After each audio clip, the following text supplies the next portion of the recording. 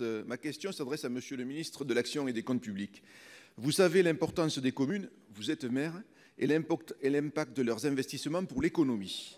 Afin d'accélérer précisément leurs investissements, beaucoup de maires souhaitent une modification de l'attribution du FCTVA afin de permettre la récupération de la TVA, et ce, dès la première année. Actuellement, le FCTVA est versé 2 ans après la réalisation de la dépense aux collectivités n'ayant pas conventionné avec l'État au titre du dispositif plan de relance.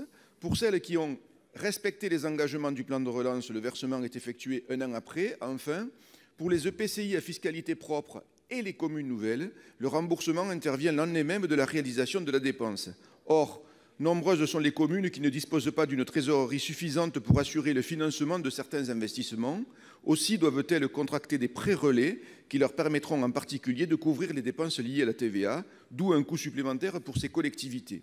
Cela constitue un véritable frein à l'initiative locale et s'avère pénalisant dans la mesure où les élus risquent, à long terme, de s'interdire toute volonté de développement des équipements locaux, entraînant ainsi une dévitalisation, notamment dans les campagnes. Monsieur le ministre, il apparaît indispensable de préserver la capacité financière de nos communes afin qu'elles soient en mesure non seulement de continuer d'assurer les services essentiels à la population, mais également de relancer les investissements indispensables au soutien du tissu économique local. Afin d'atténuer le choc financier subi par les collectivités locales, les modalités relatives au FCTVA pourraient être modifiées en faveur d'une récupération de la TVA dès la première année, notamment pour les communes ayant effectué un investissement au-delà d'un seuil de dépenses qu'il vous reste bien sûr à définir, par exemple de 100 000 €. Pouvez-vous nous indiquer les mesures que le gouvernement entend prendre pour aller dans le sens préconisé par ces élus de terrain? Merci. Pour vous répondre, la parole est au ministre de l'Action et des Comptes publics, M. Gérald Darmanin.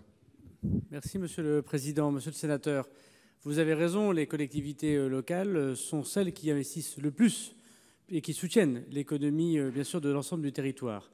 Il ne faut pas, malgré la crise qui touche durement l'ensemble du pays, il ne faut pas faire les erreurs du passé et baisser les dotations au moment où nous devons justement rétablir les finances publiques et avoir une solidarité nationale sur tous les aspects que vous connaissez dans les divers projets de loi de finances que nous avons proposés. C'est pour ça que le Premier ministre a pris la décision de ne pas s'engager vers la baisse des dotations et de discuter avec les associations d'élus. Jacqueline Gourault, Sébastien Lecornu, Olivier Dussopt et moi-même avons eu plusieurs réunions avec toutes les associations d'élus. Et première annonce, Monsieur le Premier ministre réunira vendredi à l'hôtel Matignon les communes, les associations autour des communes et le bloc intercommunal bien sûr, les départements et puis l'outre-mer qui est très spécifique évidemment dans les difficultés que nous connaissons. Évidemment, devant les difficultés, les communes et les collectivités locales de manière générale ne sont pas toutes logées à la même enseigne. Seulement 30% de leurs recettes sont sensibles à l'activité économique, mais 30% quand même.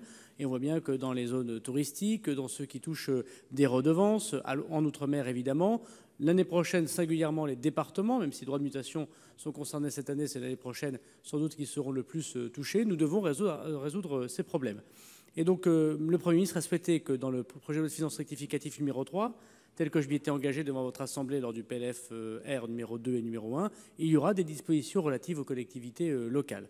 Le Premier ministre, évidemment, rendra les derniers arbitrages après avoir écouté l'association d'élus. Le FCTVA pourrait en faire partie, c'est 6 milliards dans la loi de finances que vous avez votée cette année.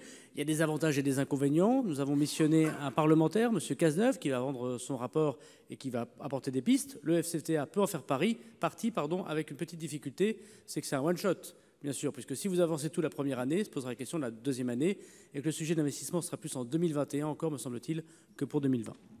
Merci. La parole est à notre collègue François Bonhomme pour le groupe Les Républicains. Vous avez la parole. Merci, monsieur.